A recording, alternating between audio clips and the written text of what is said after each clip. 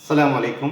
അൽഹംദുലില്ലാഹി റബ്ബിൽ ആലമീൻ വസ്സലാത്തു വസ്സലാമു അലാ റസൂലില്ലാ. പ്രിയപ്പെട്ട സഹോദരന്മാരെ, ഈ ഖലീഫ മഹ്ദിയുടെ മകളും ഖലീഫ ഹാറൂൺ റഷീദിന്റെ സഹോദരിയുമായ മഹദിയാണ് ഉലയ്യ ബിൻതുൽ മഹദി. അവർ മ്യൂസിക്കിൽ പരിജ്ഞാനമുള്ളവരായിരുന്നു.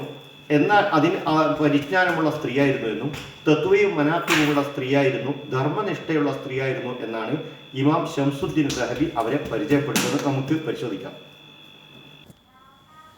ഇമാം ദഹബി അദ്ദേഹത്തിൻ്റെ സീറു അലാമിൻ നുബലായിൽ 10ാം വോള്യത്തിൻ്റെ 187-ാമത്തെ പേജിൽ 36-ാം നമ്പർ ഉലയ്യ ബിൻതുൽ മഹദി എന്ന് പറഞ്ഞ ശേഷം പറയും, വഖ്തുർ റഷീദി അൽ ഹാഷിമിയത്തു അൽ അബ്ബാസിയ അദീബത്തുൻ ഷാഇറത്തുൻ ആരിഫത്തും ബിൽ ഗിനായി വൽ മൂസീഖ റഹീമത്തു സോത്തി ദാത്തു ഇഫത്തിൻ വ തഖ്വ വ മനാഖിബ്.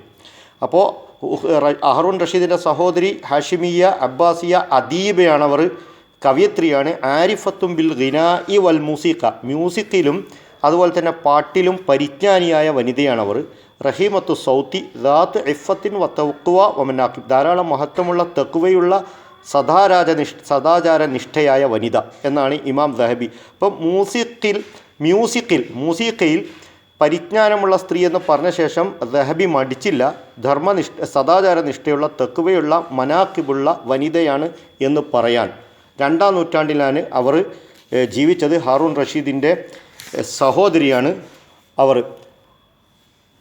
അവരുടെ മുഖത്തെക്കുറിച്ച് പറയുന്നു, സലഫിയായ സ്ത്രീയാണ്. വക്കാന വജുഹുഹ മുഖത്തൻ, മുഖമറക്കുന്ന സ്ത്രീയായിരുന്നു.